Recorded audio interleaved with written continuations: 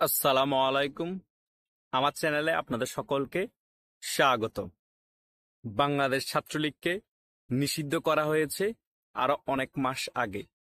এই কিছুদিন আগেই বাংলাদেশ আওয়ামী লীগের সকল কার্যক্রম নিষিদ্ধ করা হয়েছে এবং বাংলাদেশ আওয়ামী লীগের পক্ষে যারা কথা বলবে তাদেরকেও নাকি আইনের আওতায় আনা হবে। এত কিছুর পরেও বাংলাদেশ আওয়ামী লীগের কর্মীরা বসে নেই।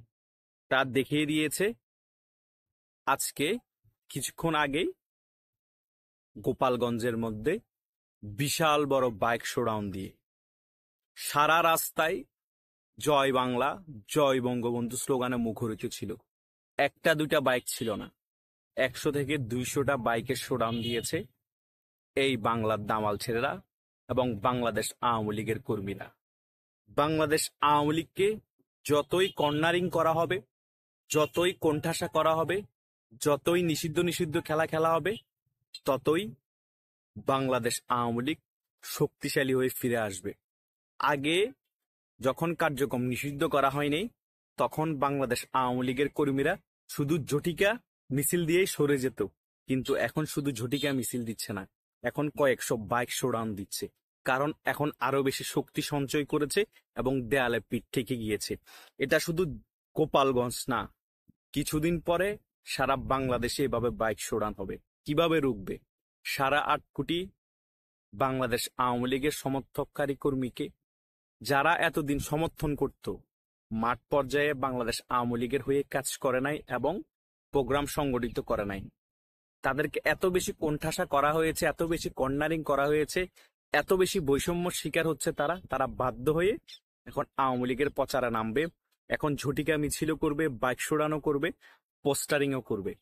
এটাই হচ্ছে আওয়ামী লীগের রিজার্ভ ফোর্সের শক্তি, আওয়ামী লীগের শক্তি। আমি কেন বলি বাংলাদেশ আওয়ামী লীগ এর থেকেও খারাপ সময় ফেস করে আসছে? বাংলাদেশ আওয়ামী লীগের উচ্চারণ করবে এমনও লোক ছিল না 1975-এর পরে। এখন তো লোকও আছে, ঝটিকা মিছিল হচ্ছে, শোডানো হচ্ছে, বাইক শোডানো হচ্ছে। তাহলে ভয় কিসের বন্ধু? জেগে ওঠো পদাতিক। সত্যি কথা, কোনো ভয় নেই। আর ভয়কে জয় করে বাংলাদেশ আওয়ামী লীগের সৃষ্টি। এই বাংলাদেশ আওয়ামী লীগ কিভাবে ভয়কে জয় করতে হয়, কিভাবে রাজপথে থেকে নিজেদের সকল দাবি আদায় করতে হয়, সকল কিছু এই সংগঠন ভালো করেই জানে। এই সংগঠনের পতন হয়েছে সেটাতে আমার দুঃখ নেই, শেখ হাসিনা সরকারের পতন হয়েছে সেটাতে আমার দুঃখ নেই। কেন দুঃখ নেই জানেন? কারণ প্রকৃতিও একটা সরকার অনেক বছর থাকলে মেনে নেয় না। আর সাংগঠনিকভাবে আওয়ামী লীগ 16 বছর ক্ষমতায় থাকার কারণে অনেক দুর্বল হয়ে গিয়েছিল। এখন আবার নতুন করে বাংলাদেশ আওয়ামী লীগ সংগঠিত হয়ে সুন্দর একটি সংগঠনের রূপে ফিরে আসুক, সেটা আমি এবং সারা বাংলাদেশে আপমার জনতা চাই। তাই পতন নিয়ে আর আফসোস করে বা শেখ হাসিনা সরকার নেই সেটা নিয়ে আফসোস করার কোনো প্রয়োজন নেই। নতুন করে আওয়ামী লীগ সংগঠিত হয়ে আমরা নতুন আওয়ামী লীগের রূপ দেখে রাজপথ দখল করব। এটাই সকলে এখন চাই, সেটাই আওয়ামী লীগের কাছে সকলের চাওয়া পাওয়া।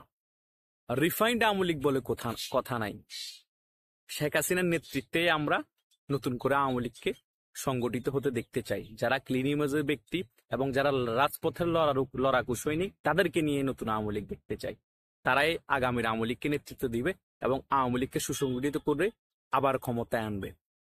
এটাই যাতে আগামী রাজনীতিতে আওয়ামী লীগের চিত্র হয়।